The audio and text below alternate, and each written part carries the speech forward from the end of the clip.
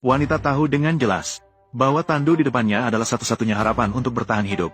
Namun dia tetap memilih untuk mendengarkan kata-kata ayahnya, memberikan satu-satunya Tandu kepada saudari angkatnya.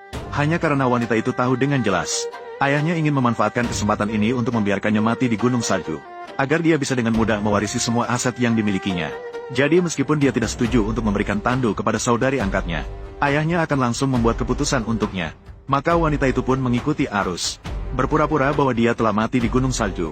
Namun sebenarnya, setelah ayahnya pergi bersama saudari angkatnya, dia mulai menggunakan telepon satelit untuk menghubungi teman masa kecilnya, meminta teman masa kecilnya untuk menyelamatkannya berdasarkan lokasi satelit.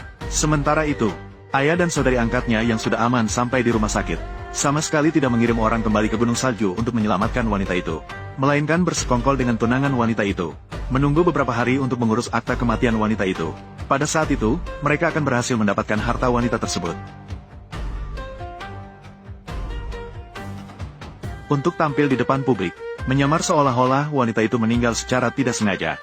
Ayah bahkan memanggil banyak media, 3 orang di depan kamera, berusaha keras menunjukkan kesedihan kehilangan orang terkasih.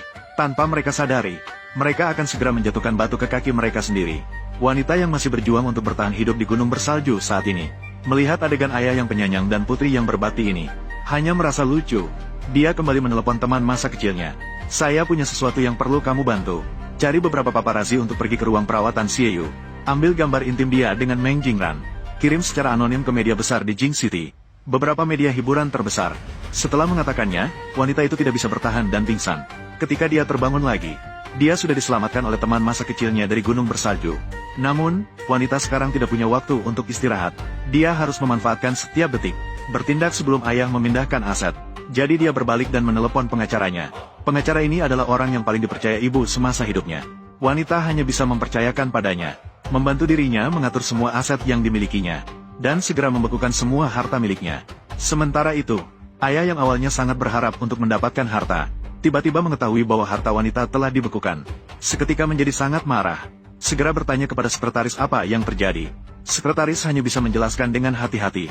Sekarang di internet, penuh dengan foto-foto intim antara putri angkat dan tunangan wanita, menyebabkan opini publik berspekulasi. Apakah mereka sengaja menciptakan kecelakaan untuk merebut harta wanita? Dengan sengaja menciptakan kecelakaan. Begitu berita besar ini muncul, 3 vampir yang terlibat terkejut. Apakah si Yeyan sebenarnya tidak pergi? Dia yang kembali. Dia sedang membalas dendam kepada kita. Tidak mungkin. Putri angkat dan ayah telah merasakan kekejaman gunung salju secara langsung. Orang yang berada di atas selama 48 jam sudah menjadi patung es.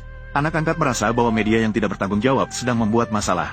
Ayah juga merasa bahwa ini bukanlah hal yang besar, dan memutuskan untuk mengadakan konferensi pers di sore hari untuk menjelaskan. Pada saat itu, wanita juga mengetahui bahwa ayah akan mengadakan konferensi pers. Seketika merasa seolah-olah Tuhan membantu saya, tepatnya memanfaatkan konferensi pers ini untuk membuat mereka hancur reputasinya. Segera konferensi pers dimulai.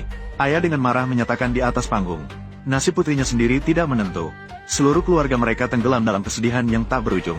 Namun beberapa media demi mendapatkan trafik, dengan jahat mencemarkan nama baik anak angkatnya dan tunangannya.